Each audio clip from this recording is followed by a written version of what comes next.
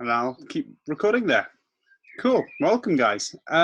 So I just need to share my screen, and I'm still relatively, oh, it's there, big green button. Relatively new to Zoom. I've not used these more advanced features, only once on the last one. So, cool. Hold on a second. My little tab at the top is in the way of me starting a slideshow. Cool. So I kind of named this one "Working on the Details." Last time, sort of the whole point of this was to look at the kind of the big picture, and I still maintain that some of the most important things. Oh, I'm just going to add Emma to this webinar. Since someone joining. Hold on a sec. I'm just going to get rid of the waiting room so people will just join as they get here. So, last time we were looking at sort of the big picture.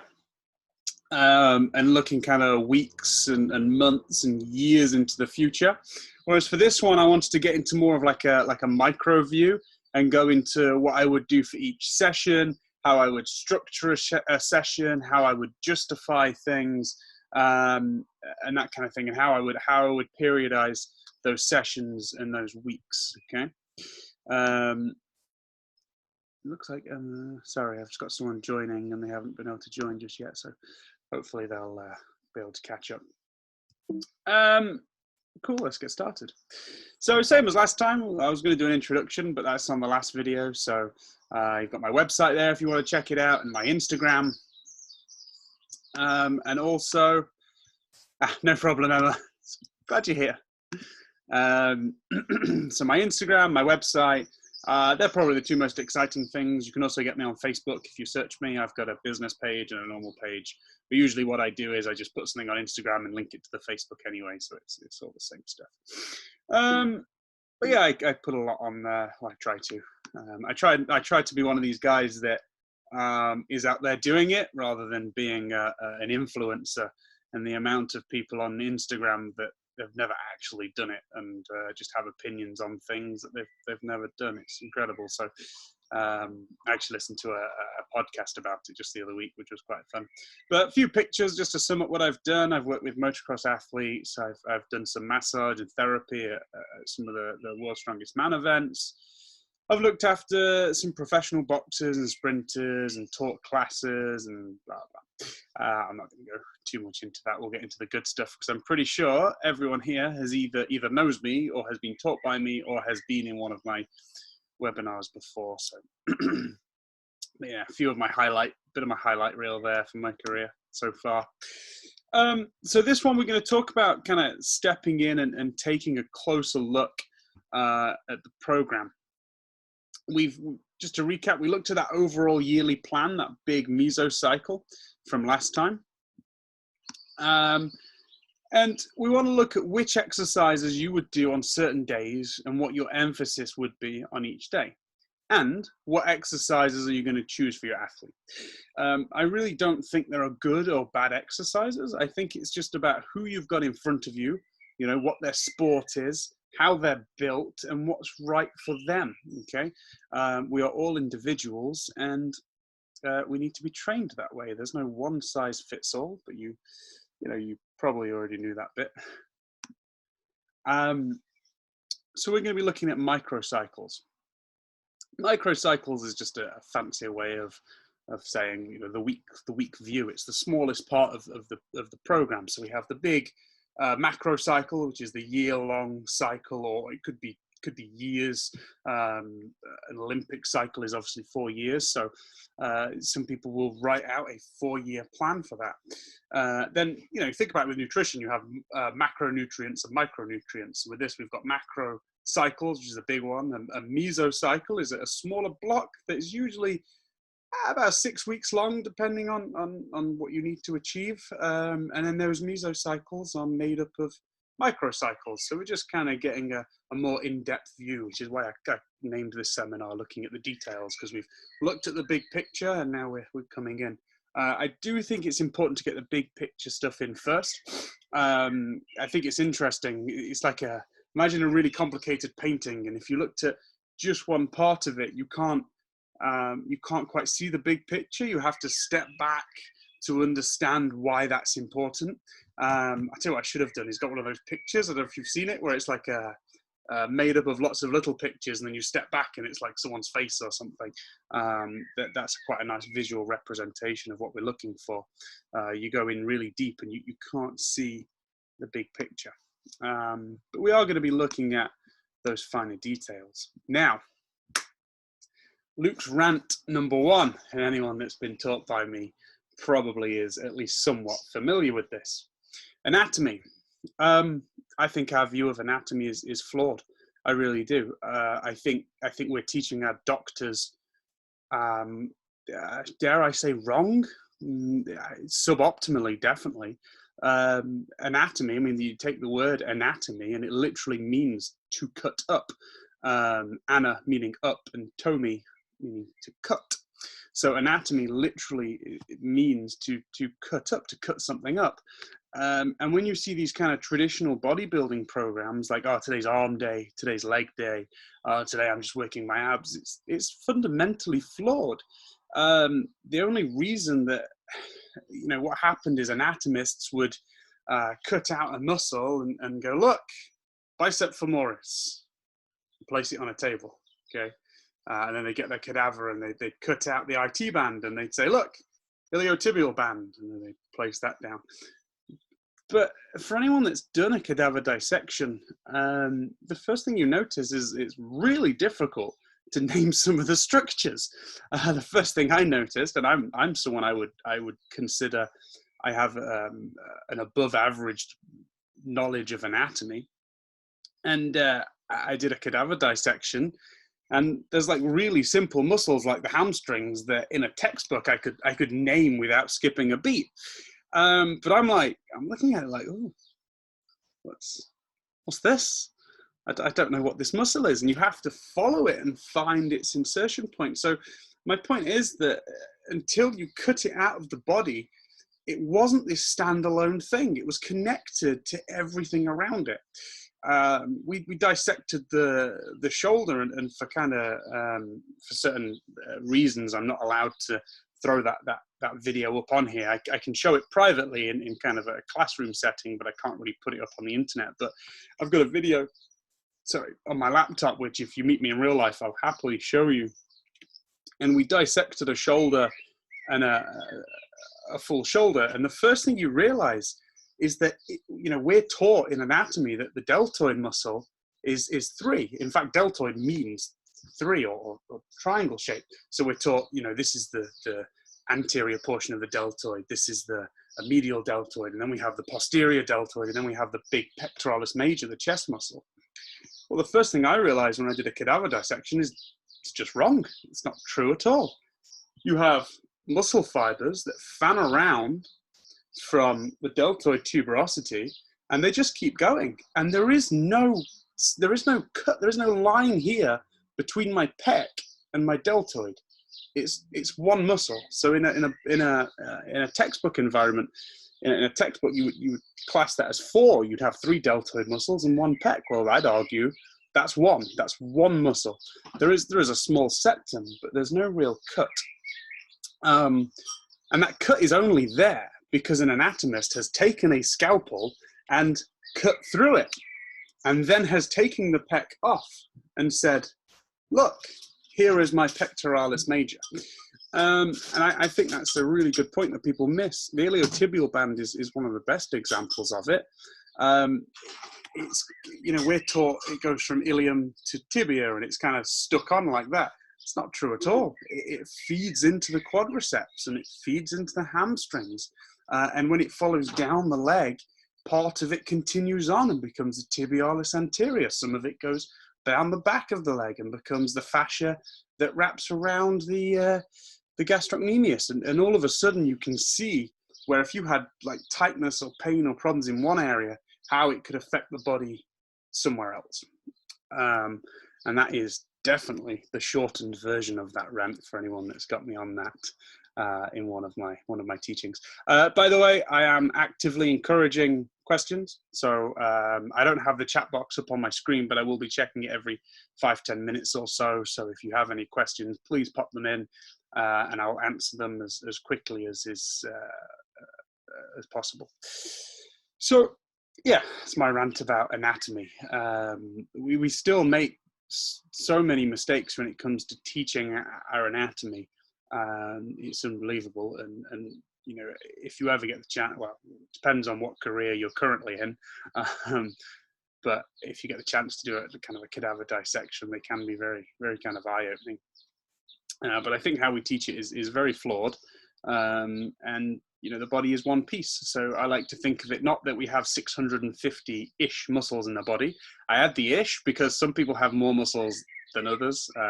We're not all identical.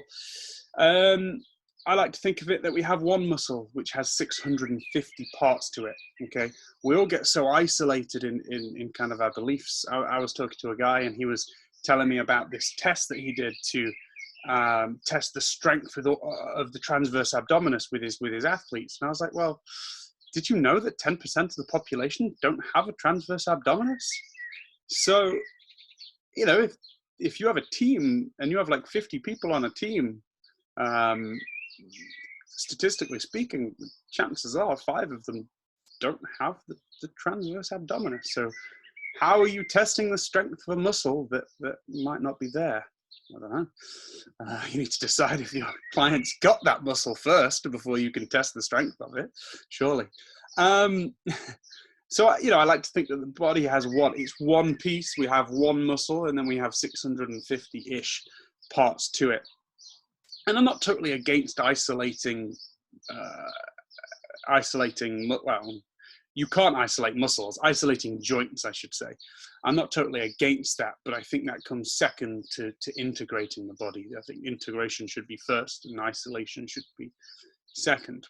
So your brain doesn't recognize muscles. It doesn't recognize individual muscles. It just recognizes movement. So we may have cut out the hamstrings and told academics that this is the, you know, semitendinosus, but that doesn't mean your brain recognizes it that way. Your brain just realizes the movement it wants to create, and therefore it just fires the muscles up in that chain. So it's better to think about chains of muscles rather than individual muscles. Okay, you do a kettlebell swing and it's so much more than just hamstrings. I don't think you can train a muscle in isolation. I don't think you can give me a single exercise that trains one muscle and nothing else. And you know, you say bicep curl. Well, if I'm stood up straight doing a bicep curl, the muscles on my back are having to contract to stop me flexing forward. They're resisting gravity the whole time I'm doing the curl. I am getting some ab activation. And actually the bicep isn't the only elbow flexor, and it's not the only true elbow flexor. That mantle goes to a muscle called the brachialis.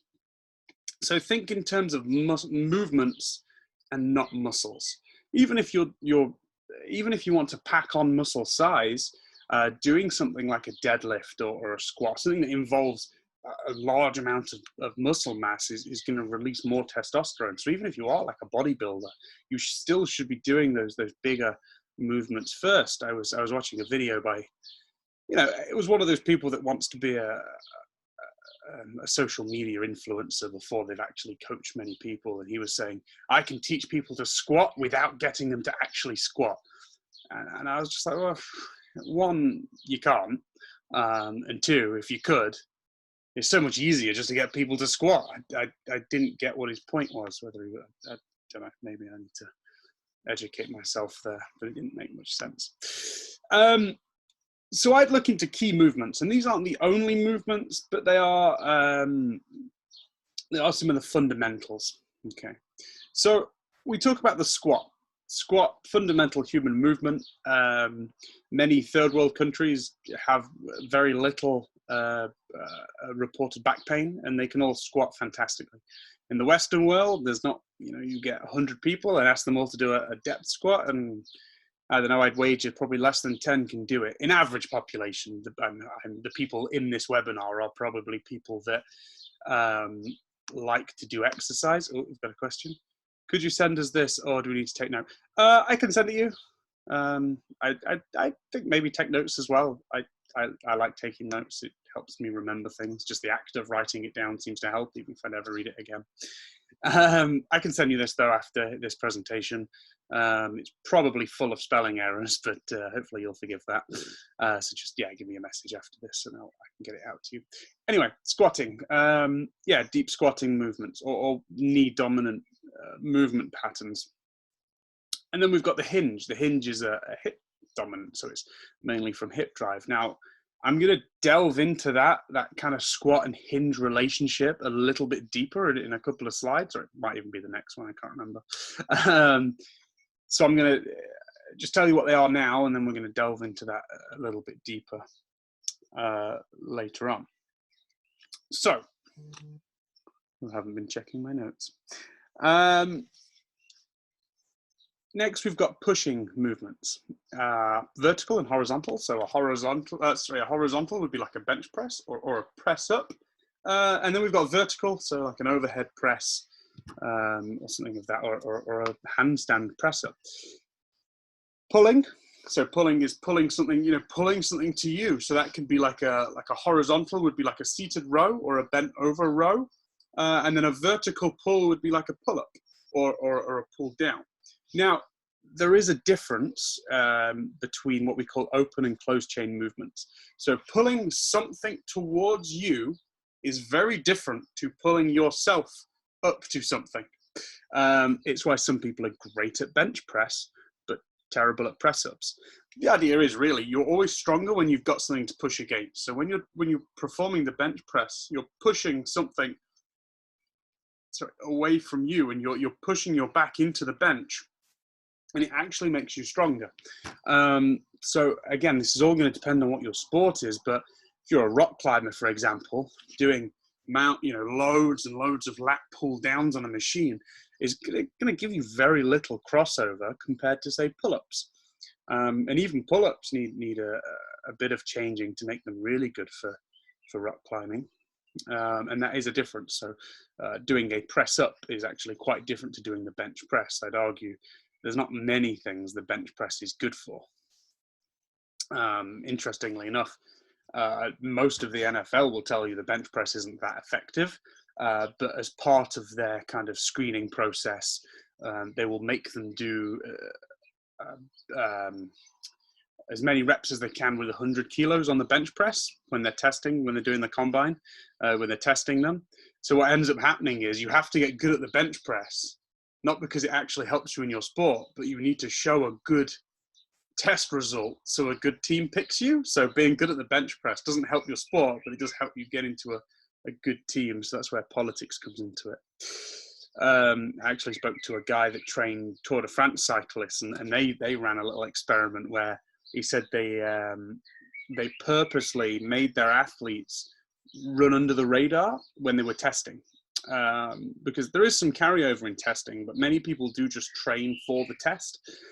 So he purposely made it so they looked like they were underperforming in the test, but then they performed better in the actual event. And we'll talk about that later on. I've got quite a cool few slides on that. And it's something people don't tend to mention so often, is training the athlete in the situation that they're going to be in when they compete, which sounds really obvious when I say it, but you'd be amazed how many people miss this very simple trick. Loaded carries. Yeah, if you're a Dan John fan like me, you'll know about loaded carries. Pick something heavy up and just walk with it for a bit.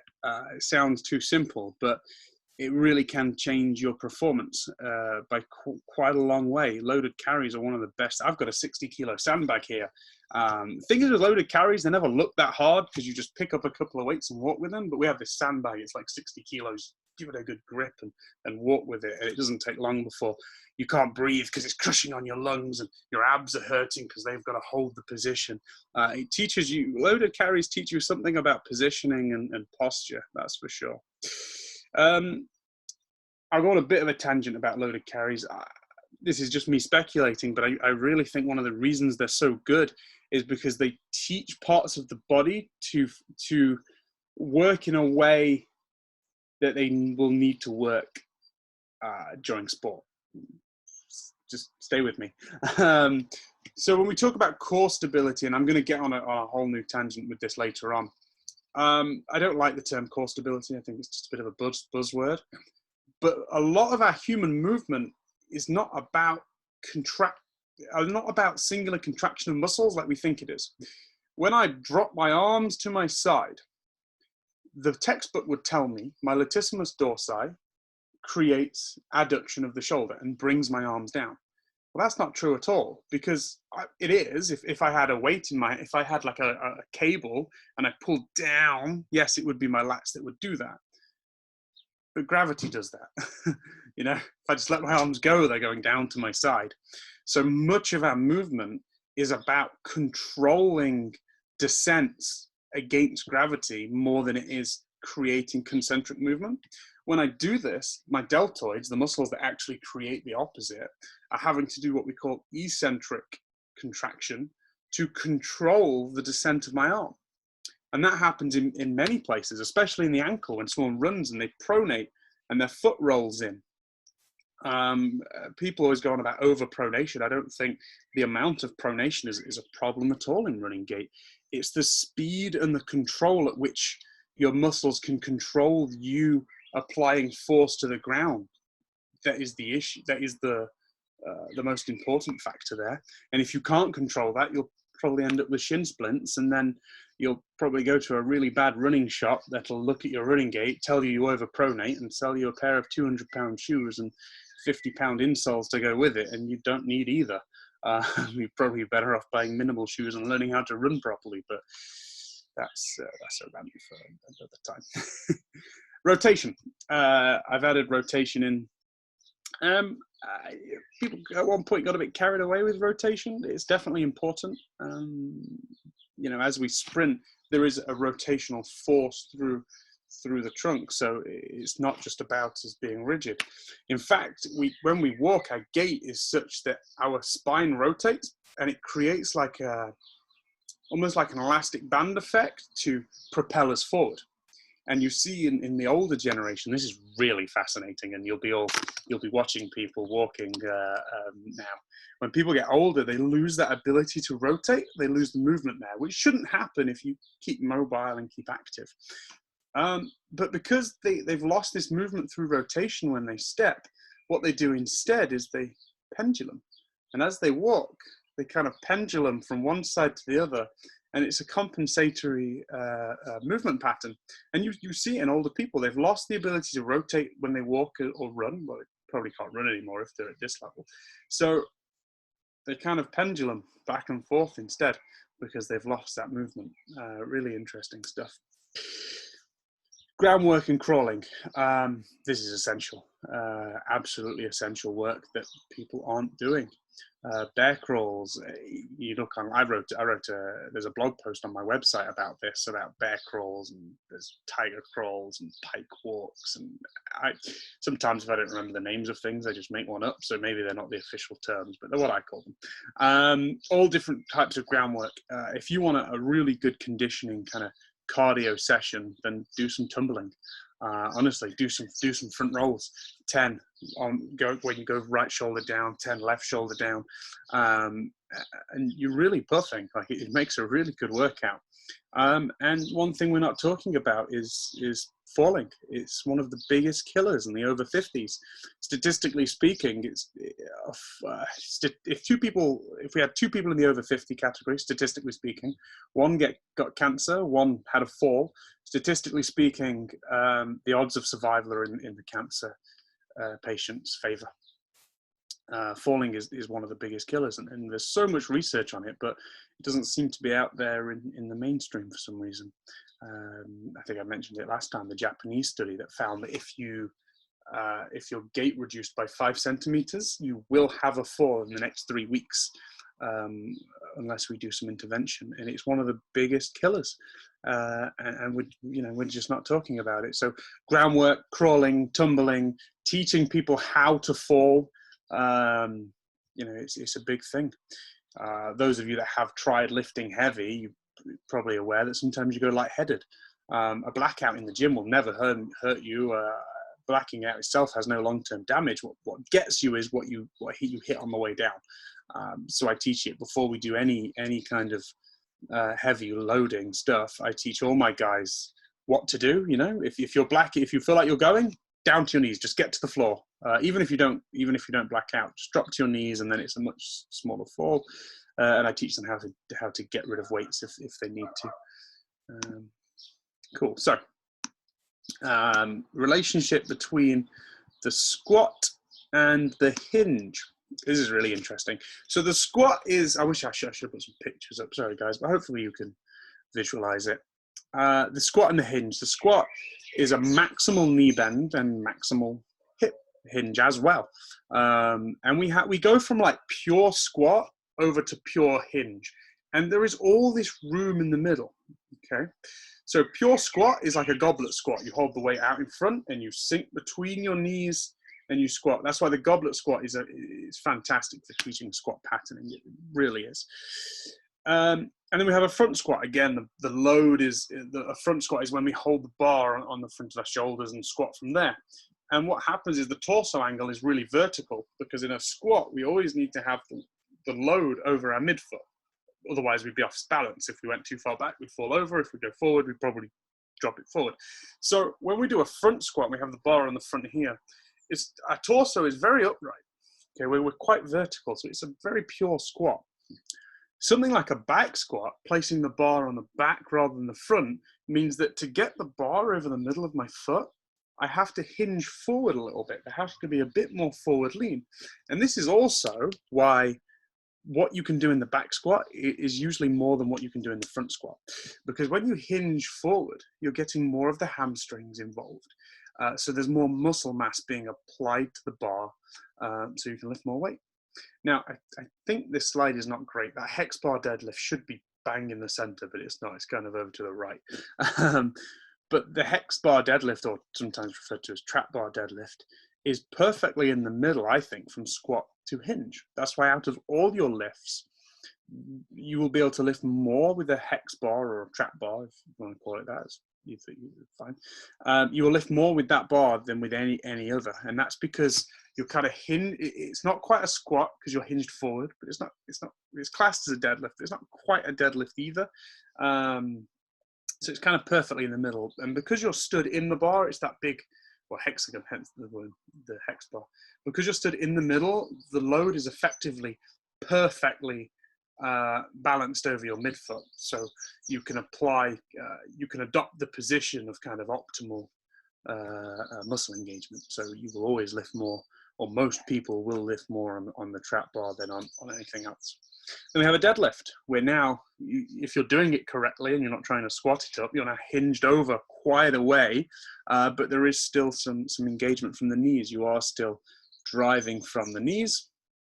And then we have like a Romanian deadlift, which is very minimal knee bending, and then a kettlebell swing, which is basically a pure hinge. You're hinging from the hips. You shouldn't bend your knees too much in a kettlebell swing. That's one of the biggest mistakes. People treat it like a squat. When you swing the kettlebell, it should be just from the hips, and the knees should be soft, so that they should be kind of slightly bent, but not a lot at all. The amount of people that teach that kettlebell swing wrong is far too many. So we have this kind of interesting, we have this kind of continuum where one side we've got the squat, which is going to work the quads a bit more, and on the other side we've got the hinge, which is going to be more hamstrings and glutes, but we can fit anywhere in between that kind of spectrum. And then I think that's quite cool, whether you want to go pure squat, pure hinge, or work in the middle somewhere. Okay. I think front squats are a fantastic exercise. Very humbling if you're used to lifting big weights on your back. Goblet squats, again, amazing. And I think kettlebell swings are great. I think that one of the goblet squats and kettlebell swings are life-changing, really they are.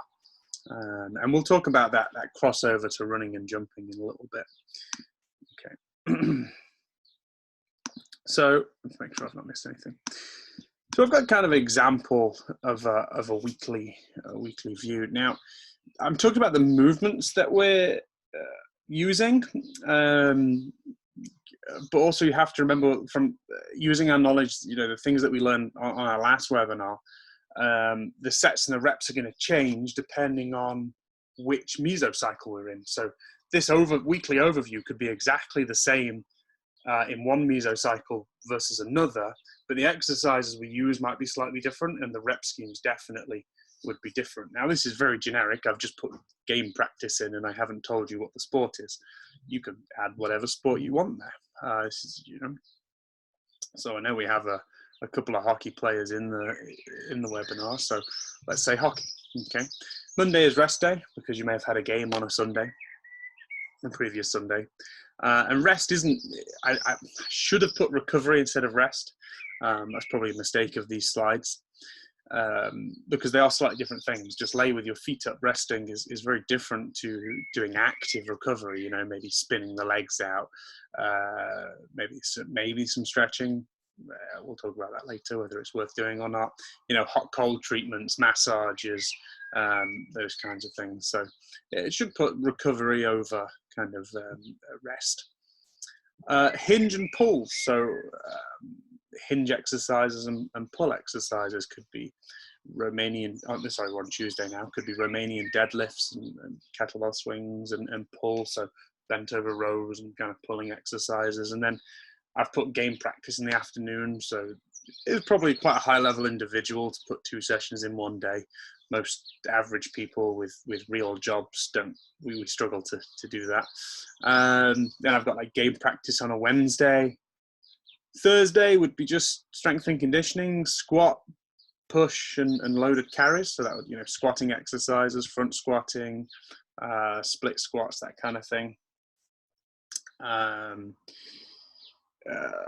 Push exercises, so overhead press and bench press, and then loaded carries, so carrying. There's so much fun you can have with loaded carries. It's not just farmers carries. I like one where you get 2 kettlebells, you have one overhead and one in a clean position, and then you walk to one end of the room, then swap over, then you can go double clean, you can have them down by your side. What I really like is you put it overhead, you walk there and back, and you drop it to a clean, walk there and back, down by your side, walk there and back, and each time it's really teaching you something about, like I say, about positioning and posture. Friday, push and pull, so mainly upper body. I do think that upper body, I know that because there's not as many muscles involved in upper body work, although there is a lot involved, you don't wear the muscles out as much, so they can definitely handle more volume.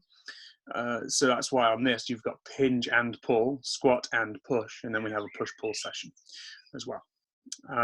Generally speaking, and this does depend, but if you're working on max strength, so you're working on really, really heavy stuff, generally if it's a lower body exercise like a deadlift or a squat, most people can't do 10 heavy working reps.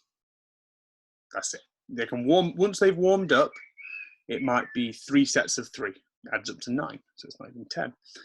2 sets of 5, 5 sets of 2, 10 sets of 1, 1 rep.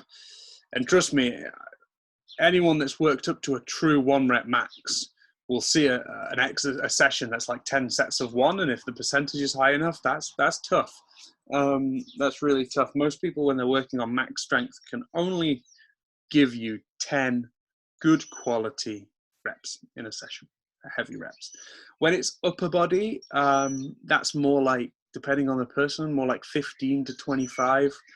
I'd say 15 to 20 for most people in a session. They can do a few more with upper body.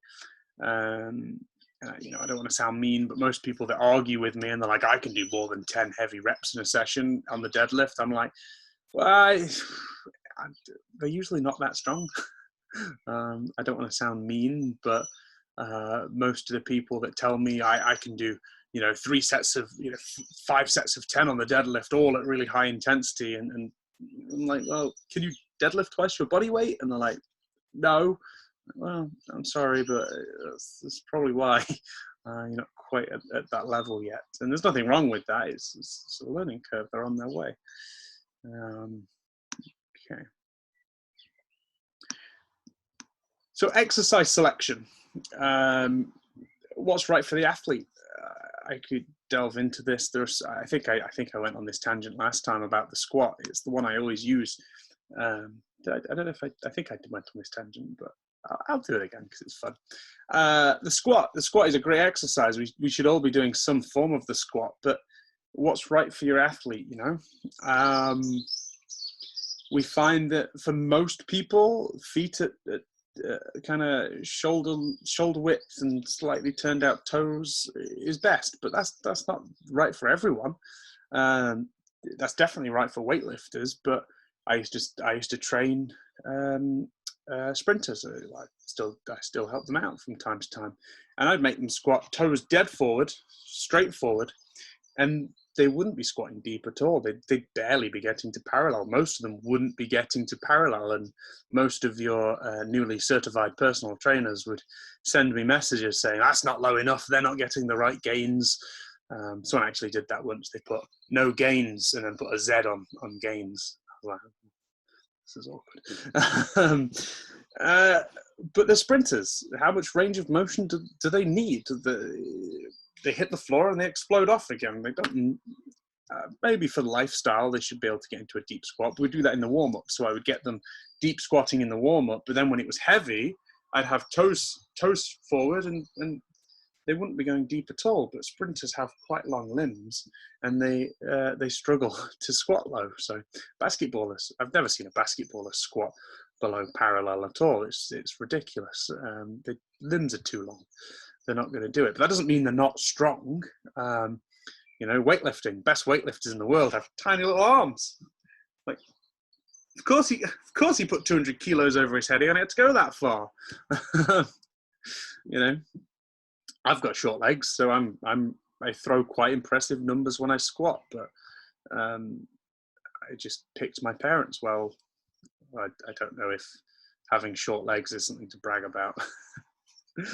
But it makes me look strong in the gym, so that's quite fun. Every exercise has a risk versus reward trade-off that you need to assess.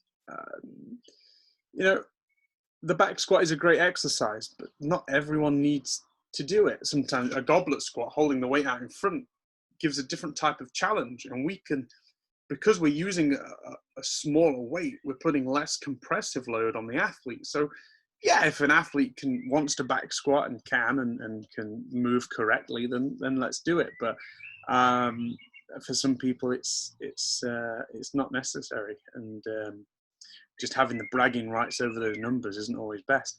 And there are see, people get this wrong quite a lot.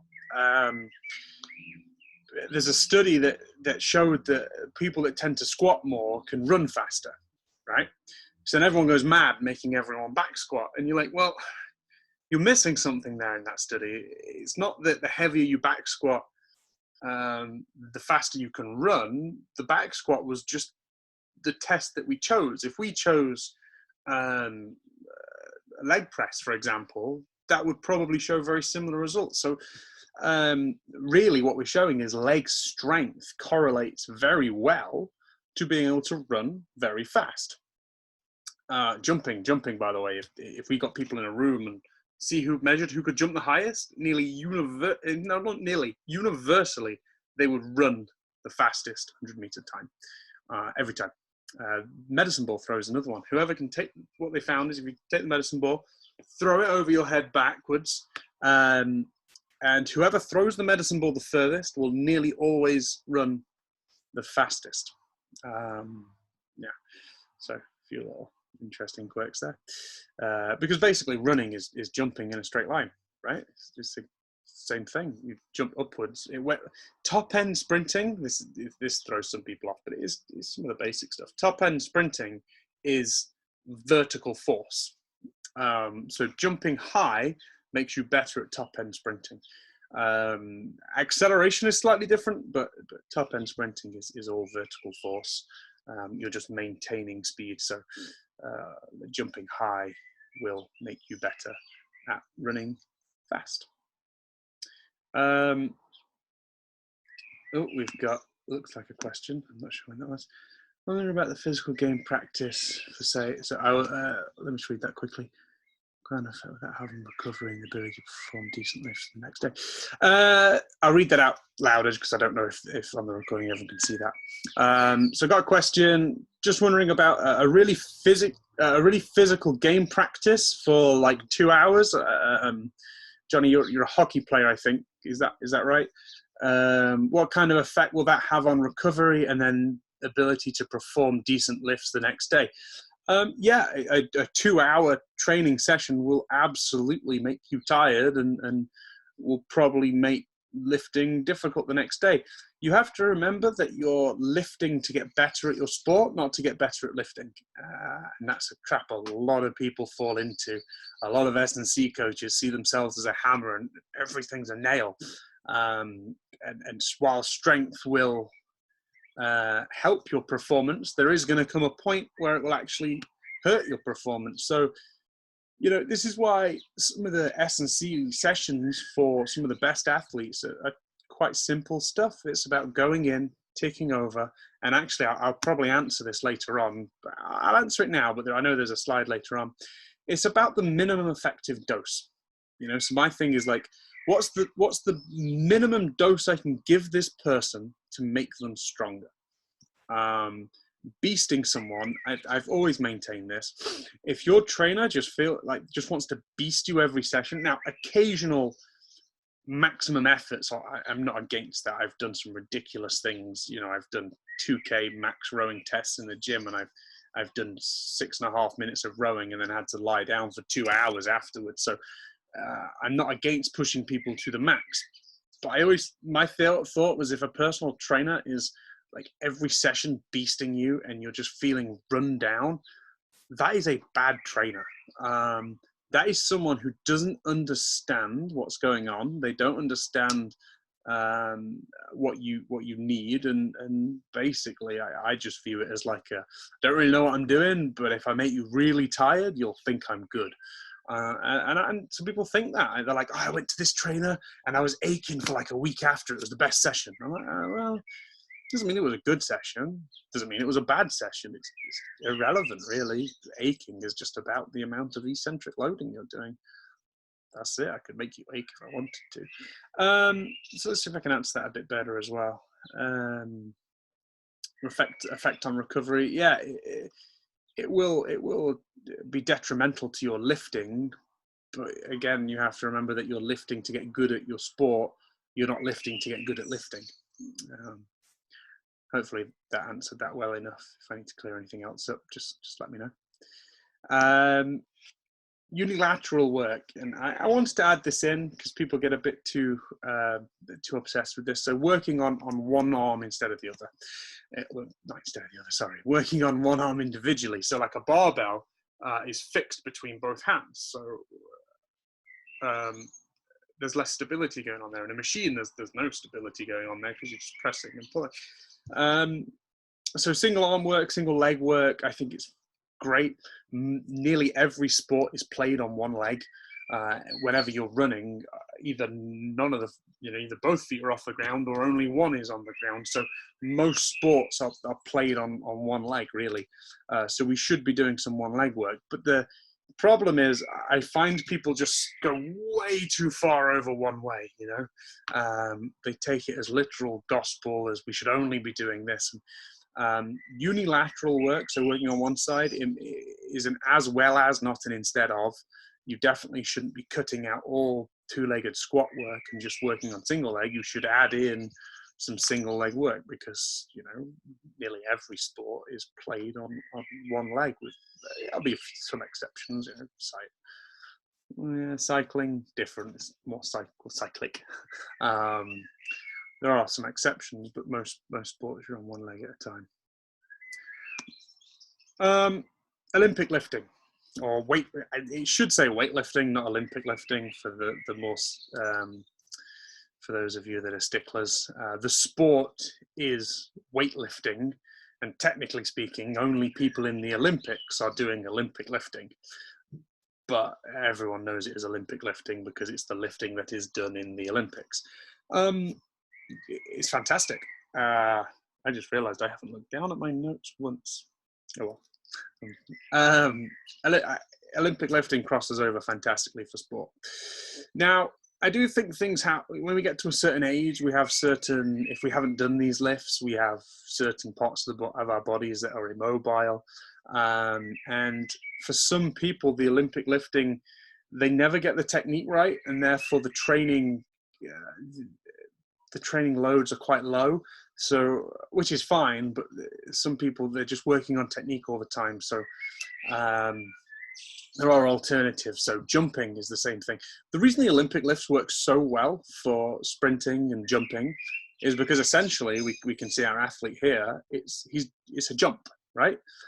But the bar's holding you down because this guy's, what's that, 225s on each side, so that's 120. That's 160, and I don't know what the small plates are on the ends, but that is minimum, I'd say, 165 kilos there, and he's going to throw that over his head in one hit, and that's a small lifter. So basically, yeah, you lift the bar and you attack it with your hips, and we get this kind of what we call triple extension. You get extension of the hips, the knees, and the ankles.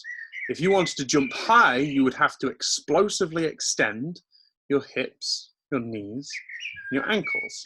If you wanted to run really quickly in a straight line, okay, you'd only do it on one leg at a time, but you'd have to explosively extend your hips, your knees, and your ankles. So Olympic lifting has a fantastic crossover to sport. It might be we don't teach our athletes the full Olympic lift. I'm a big advocate of Olympic weightlift or weightlifting for athletes. I think I do tweak it slightly so it's not the full lift, but I think it has great crossover. Some people say that the risk isn't worth the reward, which is what we had in our previous slide. Yeah, for some people it is. So my standard is teaching weightlifting, unless there is a mobility issue or an issue that we need to work around and they struggle with it, in which case then we do alternatives, because we can do jumping with dumbbells or something, and that will do, or kettlebell variations work really well. Kettlebell swings get a similar effect. But a few interesting facts about Olympic weightlifters. They tested all of the athletes in the Olympics. They found that the weightlifters were number one for strength, obviously, and power. But they found they were second for flexibility, only behind gymnasts. Yep. And if you had a 100-meter sprinter and a weightlifter lay on their backs and then do 100 meters, the weightlifter would win. If you took them out of the blocks, got them to lie on their backs, and they had to shoot up to their feet and then run, most weightlifters would win that race against a 100-meter sprinter. So that's some pretty good stats, I think. Yeah. I added this one maybe 10 minutes before we were due to start, and that's just. Oh, by the way, for those of you with weightlifting, if you want to give it a go, find a good coach. It takes a very long time to be really efficient at it, and it does depend where you are in your career. Sorry, I'll skip it back for a second because I've got a few more notes to talk about this. It depends where you are in your career. So if you're quite young, get a good coach, start learning straight away. Great. Really, most athletes, come on, let's be honest, most of us are nearly finished by the time we're in our mid-20s. It's unfortunate but true. Swimming is one of the worst. You are a master's swimmer, meaning you're in like the old man category at 25. Some sports allow you to compete older, strongman, for example. Mark Felix, he's in his mid-50s and he's broke a world record last year. So some sports allow you to go on for longer, but generally speaking, if you're in your 20s and you're trying to compete, depending on the sport and how long your career is, you're going to have to play that off. You're going to have to see, like, right, what's the average retirement age for my sport, and do I have a year to master these lifts? Because it's going to be longer than that, but a year is going to get you somewhat competent. I've been at it for 6 years and I'm probably slightly above competent.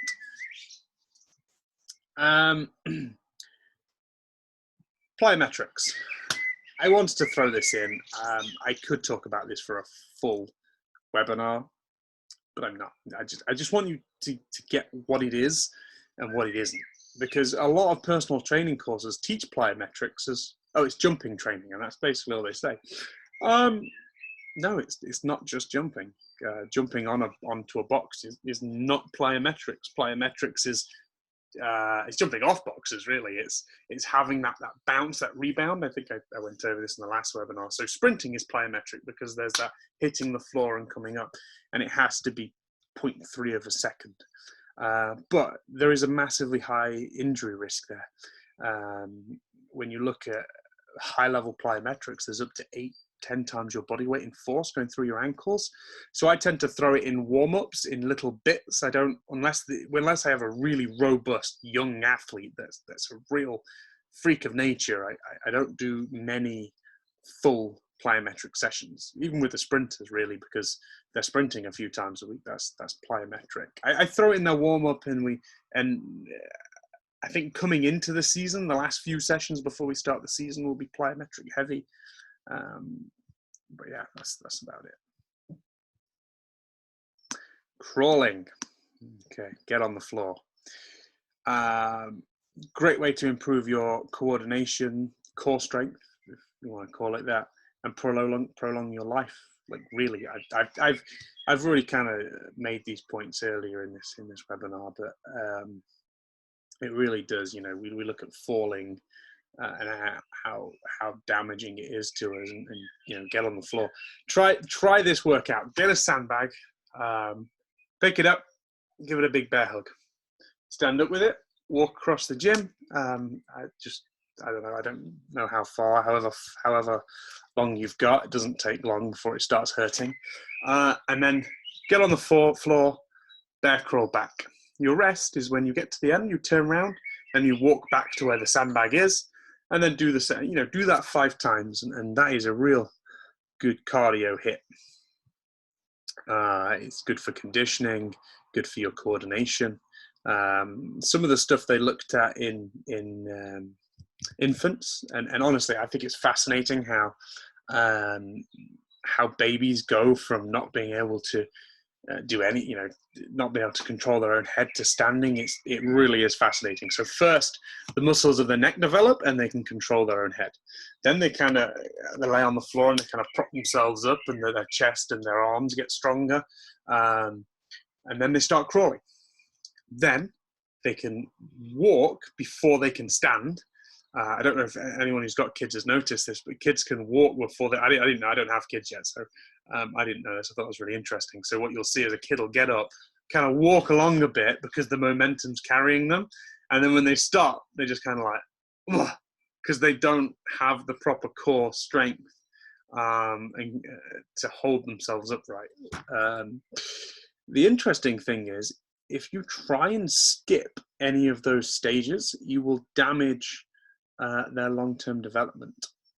I meant to do the research on this, but I know there were a load of athletes that they found had coordination problems, and I can't remember what country they were from. It was an Olympic team, and I meant to do this. I'd heard it before, and I meant to reread up on it before, but I didn't get a chance. And they all had coordination problems. They couldn't hop from one leg to the other. They really struggled with it. And what they found is this certain culture didn't believe in letting kids crawl on the floor. So they'd skipped an age of a development period. Now they eventually could walk because, you know, no one's like, look, here's my 30-year-old husband and comes crawling in on the floor. You know, that doesn't happen. Everyone learns to walk, but by skipping the stages or rushing those stages, it can actually affect your child's development even into their 20s and 30s. It's something that, like, you know, those walkers that kids have to help them walk, I'm against them. The best thing you can do is put the baby on the floor, let the baby roll around and crawl. And, you know, people that brag that they got their kid walking like, my kid walks like, we had him one day and then like a week later he was like running around the garden. You're like, that's not something to brag about. That can actually damage their movement for the future. And if you're someone that has kids and you've used those things, then, you know, you probably did your best and didn't know. You're learning this information now. And that's fine, but that's why actually going back and teaching people to crawl again is a really good thing. But yeah, best thing you can do for a child's movement is getting them on the floor and crawl, like letting them crawl around and learn at their own pace. Forcing them to walk faster, it's nothing to brag about. Actually, you're hurting their development later on, is what's happening. So, let's have a look. We've got a question. I think it was Albania. Maybe it was Albania, the place where they didn't put the kids on the floor. I'd have to Google. George is probably right. He's usually right about these things. It does kind of ring a bell. Yeah, really interesting stuff though, like child development. Oh no, hold on a second. Let me just move some things around. Yeah, really interesting stuff. I did have another point, but it's gone. Cool.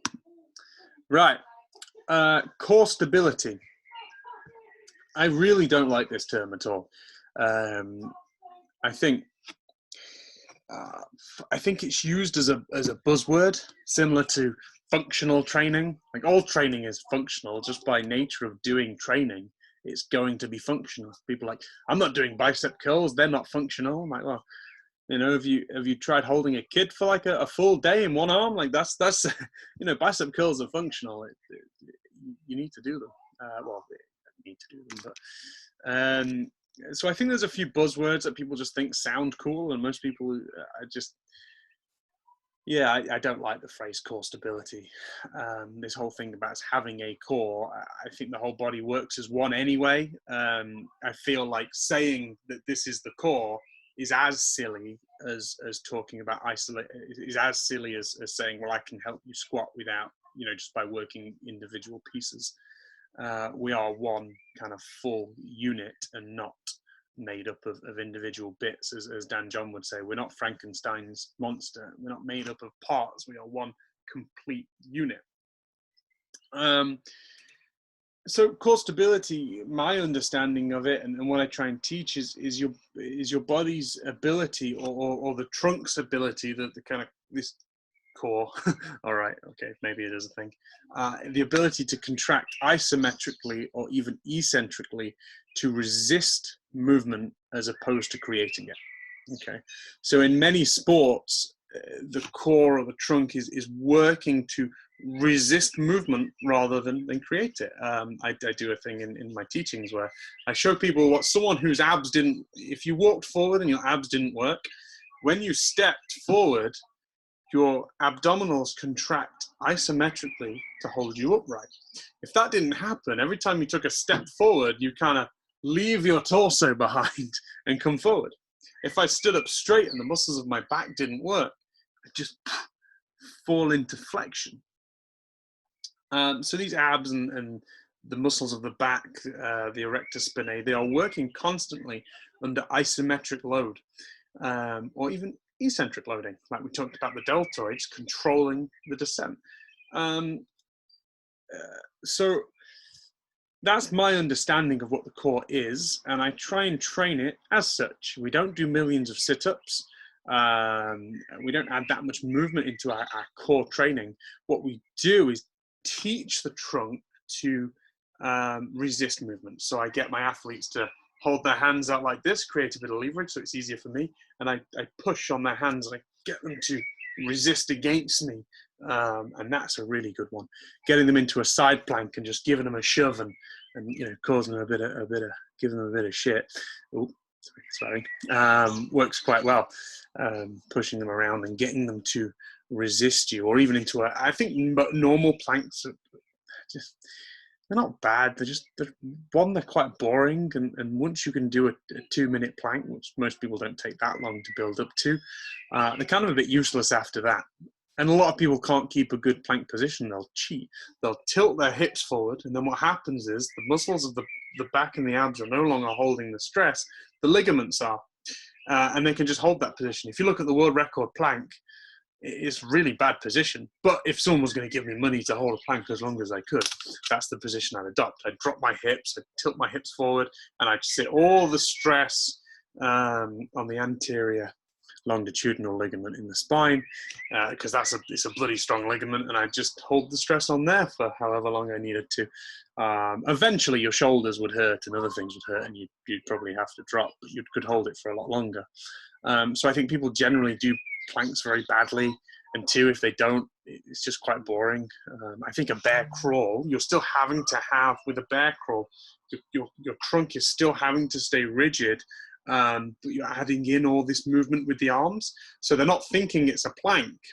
They're thinking about the crawl, that if they're in a good position, it's still going to have a really good effect, and it's not going to be as boring, you know, just there for just maybe for mental strength or something. I don't know, but I'm just not really a big fan of it. So that's my understanding of core stability.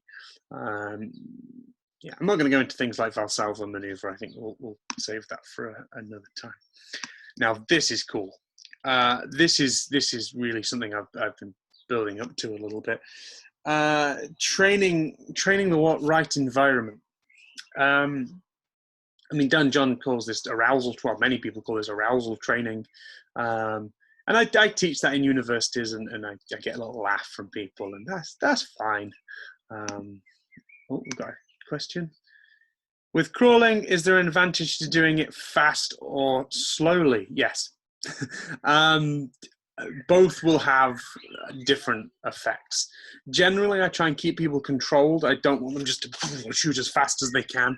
I want them to kind of control the movement. Is generally so. Generally, slowly is probably slightly better. Although, yeah, when people do fast, they tend to throw their bum from one side to the other, and you see kind of uncontrolled rotation of the hips. Not the hips, sorry, uncontrolled rotation of the spine, and you see the hips just falling from one side to another. So if somebody could demonstrate to me proper position and proper alignment and good control of their trunk while crawling fast, I would let them crawl fast. It's just that most people lose that good positioning when they crawl fast. So generally slower is better, keeping the hips in line with the floor so they're not just falling from one side to the other. If that makes sense, hopefully. So training in the right environment. So a strongman doesn't always get to decide the weight jumps. What happens when you're doing the hurdles and the guy next to you falls over his hurdle? Are you practicing skills or just drills? And teach your athlete to deal with the chaos of sport. Now, I think this is huge. This is one of the reasons, and I'm going to put this on the internet, so we'll see how that goes. But it's one of the reasons why the current world the record, the deadlift record that Hafthor Bjornsson did of the 501 kilos, I thought it was phenomenally impressive, and it should be an unofficial world record. It can be counted as the most weight ever lifted because it was. It shouldn't be a strongman record, because in strongman you don't get to decide when you go. That's the whole point. It makes it harder. There is some say in the weight jumps, but it has to be agreed between a few different parties. And there's a bit of strategy in that as well. I've seen people ask for the weight to be bumped up higher than they know they could do, so they could wear their competitors out sooner. So there's a bit of strategy there, playing off against some of the athletes. So when you're in your own gym, deciding when you get to bump up in weight, when you go, what the jumps are, it just makes it easier. So it was a phenomenal lift, and I think you did an amazing job, but shouldn't be a strongman record in my opinion for that reason. But you're training your athletes to deal with the real life situation, which sounds kind of obvious, but most hurdlers, when they're doing the hurdle, they teach the drill. They do 1, 2, 3 hurdle, walk back, 1, 2, 3 hurdle, walk back. Okay, and they can do that all day. It's ingrained. But you know what's very different? getting in the blocks, having someone next to you who smashes into his hurdle, having the crowd scream when that person does do it, does crash into their hurdle. All those things will throw you off. And athletes don't choke. You heard about athletes choking, where everything's on them and they've trained up to it, and at the last minute, they mess up. I don't think you choke. I think you haven't conditioned your athlete properly. Is my thought process, because you haven't trained them in the environment. What they found, they did this, it was so cool. They movement quality drops when you add variables. So you get a rugby player and they're doing a drill, and it's like, right, I want you to do this drill, and they do it easily. Then you add a ball, okay, and they have to throw and catch the ball. The movement quality, the brain has more things to do, and the movement quality drops slightly. Then you add an opponent, you got to look over there and there's an opponent coming at you, and you got to think about what they're doing. You got to think about where your teammate is over there, and your movement quality drops. And it's interesting that all of a sudden the injury risk goes up as well. And I don't think people are training enough for those environments. Maybe in rugby, because there's a bit more chaos, so it's a bit more obvious that you need to be training people in game environments. But something like Olympic weightlifting, you might be waiting ages for your next lift. You don't always decide when you're going. You could be sat around, and then it could be someone misses their lift or someone drops out, and all of a sudden, boom, you ready to go? You're up. Or you might be no more athletes ready to go, and you've got a quick turnaround. You've got 2 minutes to your next lift. You don't get to decide the rest periods. So I know a guy who trains Olympic weightlifters, and he actually gives them shit while they're training, and he doesn't tell them how long the rest's going to be, because what he's doing is he's conditioning them for what a competition will be like. So he's like, right, okay, your turn to go and lift, and they get up to the bar, they get ready. He's like, I'm just kidding, go sit back down. And he makes them go and sit back down, and they don't do their lift. And then he'll just like get them kind of, because he calls it arousal training. In Olympic weightlifting, and every sport is different, you've got to go from nothing to bang, we're going. That's it, we're up. So he gets them to sit down, they chat with each other, they're all talking, and then he'll just single one of them out and be like, you're going now. And he's teaching the athletes to go from all of this to bang, right, we've got to go. Now, some sports are different. Something like, say, cycling requires you to be a kind of a steady arousal level, but like weightlifting, it's drop and then bang, you're going. So I don't think athletes choke. I think we need to train them in the environment they're going to be competing in. And when I first heard this, it was like a light bulb. So I heard someone say it, and I was like, that makes so much sense. And I could see where many of my mistakes had been training a lot of my athletes. Mike Tyson had a quote, which I think he kind of adapted a quote from an American president, which was, he changed it. The Mike Tyson one's more popular. I'll read that. Hold on. VJ says, another example, coaching your players to be resilient when decisions don't go their way. Yeah. Some people, when they've got in the plans, when it's all going how they want to, it's great. And then it goes, something doesn't go their way, and their head's down, and they're not, making them resilient, making them conditioned to what's required from the sport beyond the purely physical capabilities. Mike Tyson's quote, where someone was asked if he was worried about Holyfield's plan, it was like, I think he said, everyone's got a plan until they get punched in the face, which is true. Boxers, it's all right. Sparring's different, but it's all right hitting a bag and hitting the combos perfectly. And you see this, by the way, they do I'm not going to name it. I think it's a bit of it's not an organization I want to deal with very often, but they do this. Okay, like this. Yeah, sorry. Just looking back on the VJ says the disallowed goals. Yeah. Anyway, sorry. So they do these events where they take someone from no boxing training, and they give them some training, and then they throw them in the ring. And I spoke to I train boxers. I've spoken to quite a few people, and I said, "What do you think about it?" I think it's quite cool, and it's fun, and it's a nice night out, and whatever. More people get into the boxing sport.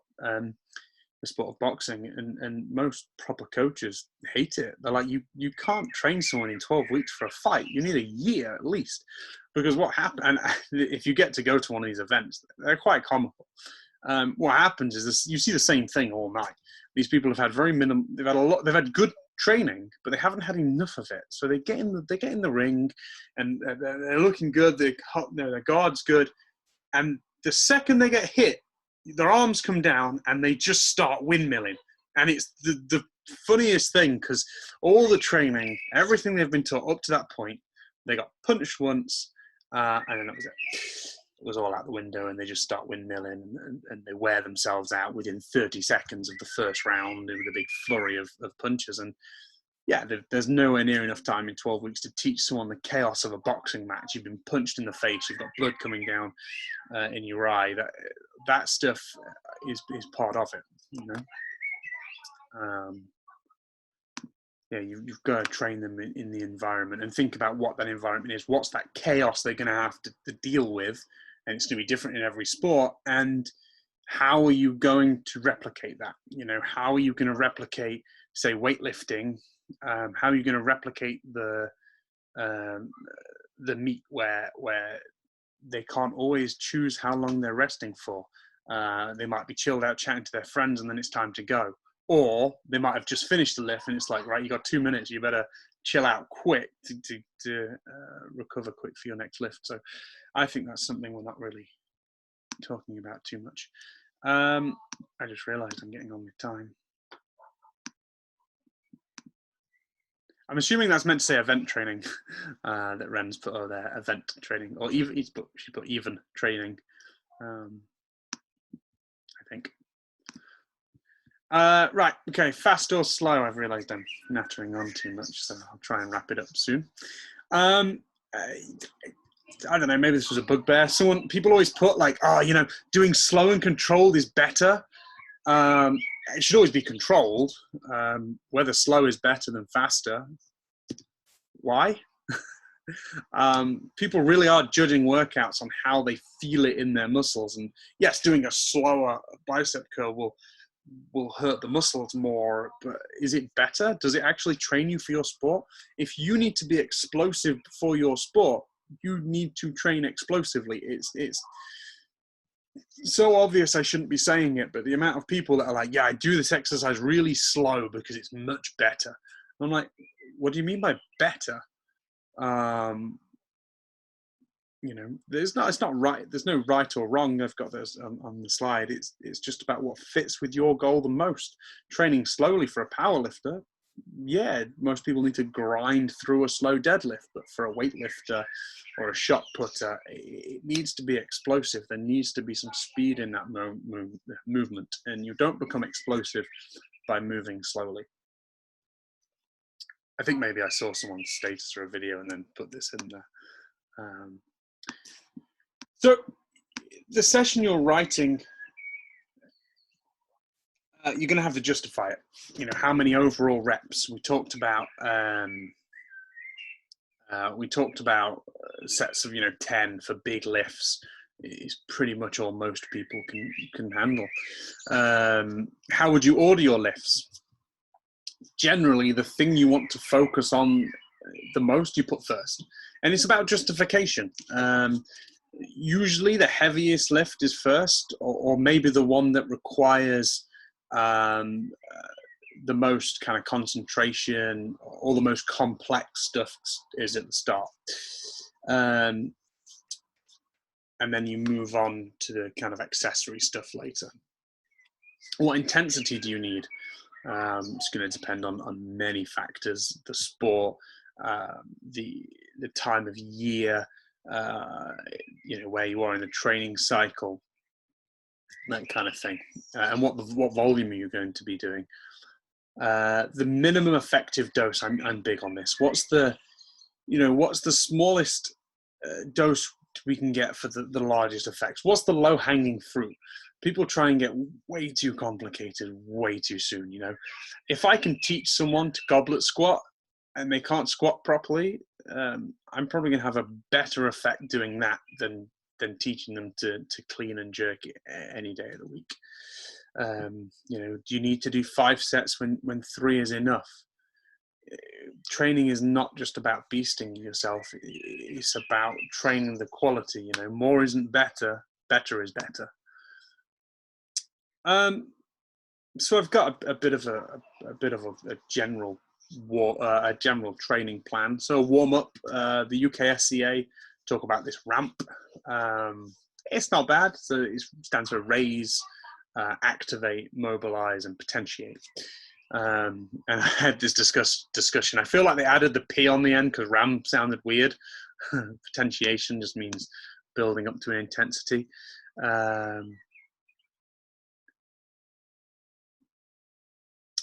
So good question, actually.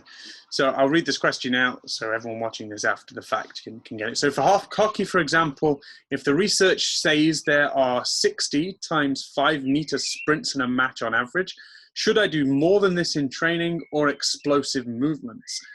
The answer is, of course, yes. No, both, but not at the same time. So I would want my athletes to have an endurance base. So it might be that once you hit the off season, what I would do there is, I have actually looked after a couple of hockey players. So I think that they're young and they're on their way to kind of England level if they keep at it. So, so I've got a little bit of experience with this. You don't just want to do exactly what's in a match, right? So you're going to want to do longer sprints and volume, but that's going to be at a lower intensity. So there's going to be times in the year where you're making them do longer sprints and even endurance type stuff and building what they call an aerobic base. There was a time where, and there are still people that say you don't need an aerobic base, just work on what you need to work on. I think you do. You do, even for like power lifters, so they don't get tired at the end of the meet, you know.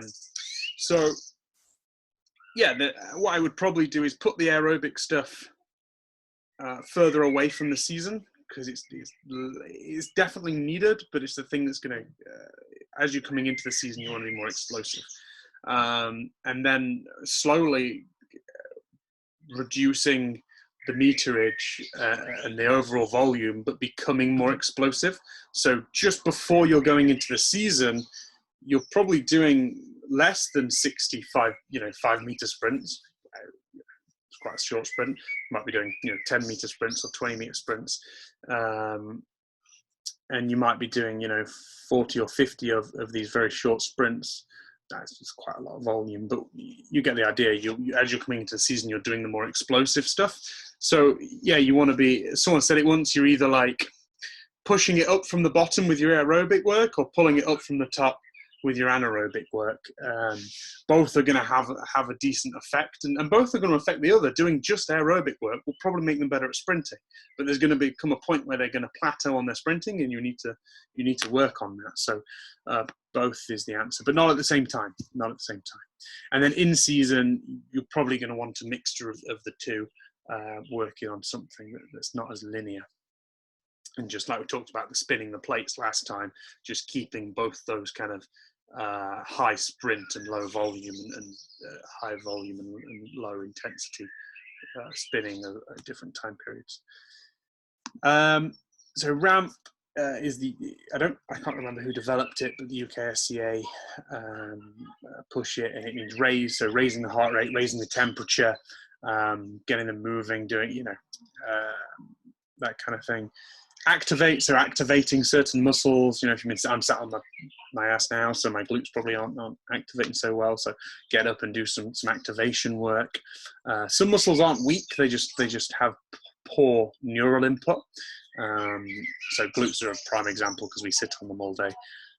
Mobilize, so mobilizing the joints that need mobilizing is the M, and then P is potentiation, which again I think they just added that there because RAM sounded weird, because potentiation is basically like going into the intensity of the session.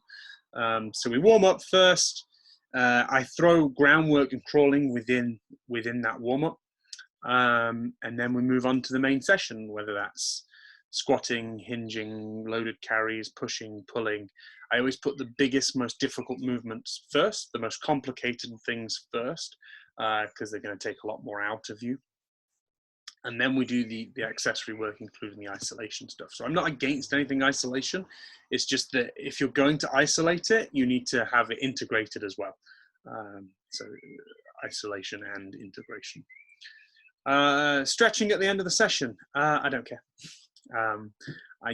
There's no research to say that flexibility is a positive thing. You need to be as flexible as your sport requires. And then outside of that, it has no benefit in terms of your longevity.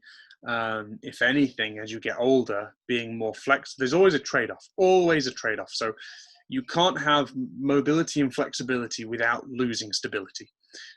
There are some freaks of nature, and you'll always find an outlier. There always will be, like in any statistics. But generally speaking, as we become more flexible, we lose stability. And for most sports and life in general, stability is the thing we need more. So I don't really care if my athletes stretch at the end of a session. I do get everyone to stretch at the end of a session, but not because I want them to stretch. It's more of an it's a time to evaluate. You know, most people, when they finish the session, they want to get off for the rest of the day. So if I get them doing a stretch, but I'm talking to them like, how did you find that exercise? Do you feel, your technique was better? We're evaluating what we achieved in the session, and they're just on the floor stretching. Usually I'm chatting to them and they're like, do you want me to change sides now? And I'm like, yeah, just change sides. So it wasn't timing anyway. What we got here? What is the purpose of a cool down? To cool down. What do you mean by cool? So, sorry. So there is, you can't just stop. If you're going at a high-end sprint and you just stopped, and you were really pushing that heart rate, what would happen is the blood going out because the heart rate has now dropped drastically. The blood coming out the heart is coming out at a faster rate as it's coming in, and then the blood can pool in the legs, and you can get dizzy, nauseous, and puke and whatever. So we don't. Yeah, I'll read that in a second. So initially, at the end of like an interval, there should be kind of a cooling down. You shouldn't just stop at the end of the interval. But actually cooling off or stretching at the end of a session, not so needed, I don't think. No. No, again, most people just have, like I said, you hear the coaches saying, don't forget to cool down, team. No, I don't think it's necessarily needed. You will naturally cool down anyway. I think what they mean is bring yourself back down and stretch. But like I say, at the end of an interval, just stopping is a mistake. So that's my thought of a cool down. But the actual cool down of the whole session, it's not really needed. There's no evidence to say it's injury preventing. There's zero evidence to say that stretching is injury preventing. In fact, it's probably going to make matters slightly worse depending on what you're trying to stretch. So yeah, not that necessary. But I think it's great to, like I say, evaluate the session with a client. Like, there is evidence to say that doing foam rolling and massaging before a session can reduce your power output, so actually make you worse within the session. But I know someone who gets his athletes to foam roll, and I remember saying, like, didn't you know that can damage like their performance? And he was like, yeah, but you know what? Them kind of chatting about the session beforehand and having that social interaction, I care about that more than I care about what the foam rolling's doing. And I still wouldn't get anyone to foam roll before a session, not unless I had a very clear rationale for it. So there are times I would do it, but it would be very specific, and I would be very cautious. I wouldn't get them to foam roll everything. So I still wouldn't do it, but the guy, I was kind of like, that's a fair point. Yeah, that's quite an important thing with a team sport. So yeah, you should get them to do that. So final word. Yeah, I've kind of explained this. Oh dear, through the presentation. But is it appropriate or even effective to beast your client? No. It shows a lack of understanding, to be honest.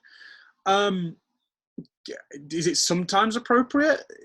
Yeah, yeah, there will be times where you have to go maximal and all out, but it's not all the time. And people that say they can train high and all the time are usually not that advanced. I know people that are like, I give 100% to every session. I'm like, do you even like monitor your intensity? And chances are they don't. I got quite into rowing for a bit, and everything is about like, you take your best like 2K or 5K time, and then you add seconds to it for your average and things like that. And you'd never work. If you were going to work at the same pace that you would do a 2K, you wouldn't do it for a 2K because that's your best ever. You'd do it for shorter amounts. You know, I'd hold. You know, I'd do what I would do a 2K time, which it's been a while now. I'd hold like 1:38 for a 2K, which I think works out about 6.5 minutes ish. Maybe I got that wrong. So I'd hold like 1:38, but I'd do it for 500-meter splits because your max effort is your max effort. So that should. Hold on a sec, we've got a question. So your max effort, you can't do every day. That's by nature. And if you can do your max effort every day, then you've never properly trained the max effort. How do you deal with CrossFitters and their need for beastings? Seriously, how do you present that to clients if they associate pain with effectiveness? Yeah, it's a cultural thing in CrossFit. And I'm actually generally quite a fan of CrossFit, although sometimes laughing at it is low-hanging fruit and I shouldn't do it.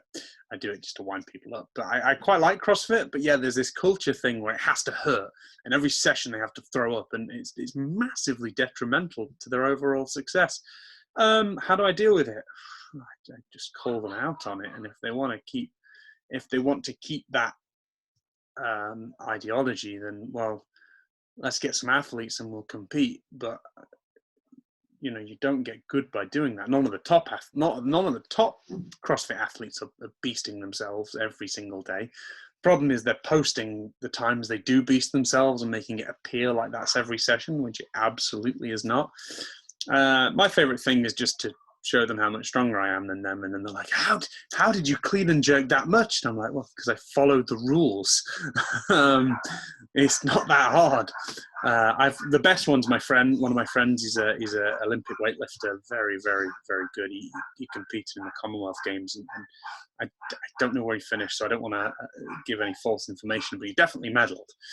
And yeah, he's like, he was about 69 kilos and could clean and jerk like 160, like a ridiculously strong guy, and quite small, like he was under 70 kilos. And that was awesome. You'd have these CrossFitters twice his size trying to tell him how to train, and he'd just go and rep their 1 rep max out and be like, now are you going to listen to me? Because I'm half your size and it's twice your strength. So yeah, I don't know, maybe just showing them that. But yeah, there's definitely a culture in CrossFit. Rowing's the same. Rowing's like throwing up every session. Like I know my cousin was a rower for a while, and they just put a bucket next to him, and they'd be like, "You're done when you throw up in that bucket." And then all rowers like to train at like 5 a.m. Like I've got George in the webinar, and we will train at 6 a.m. But that's because we've got work to do in the day.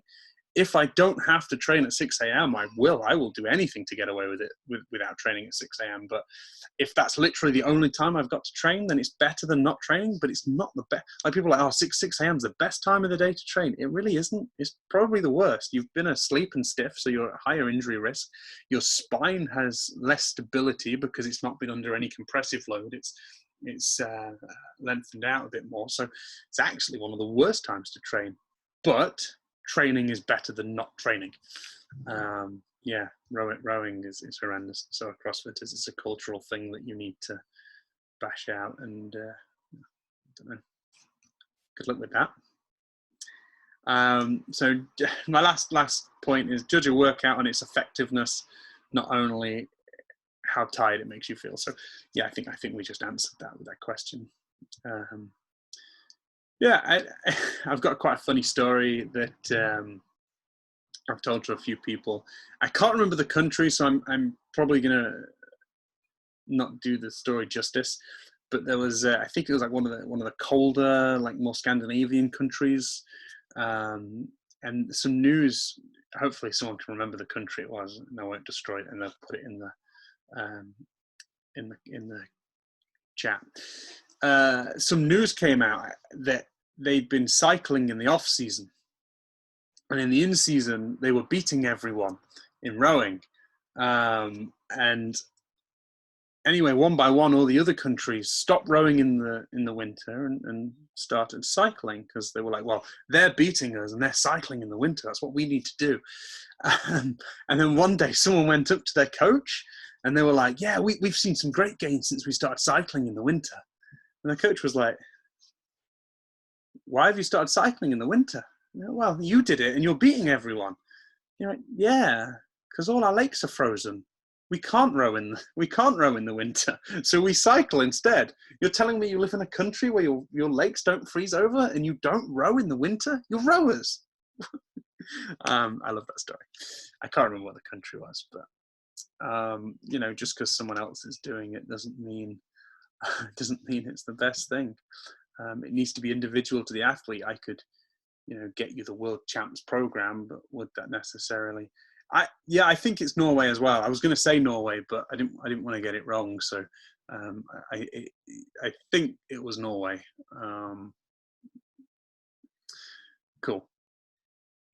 So yeah, that's my presentation. Hopefully you took something from that. I'm going to turn the recording off, and if anyone wants to ask any questions, we'll have a little bit of a Q&A. If anyone's got any burning questions, then yeah, send them over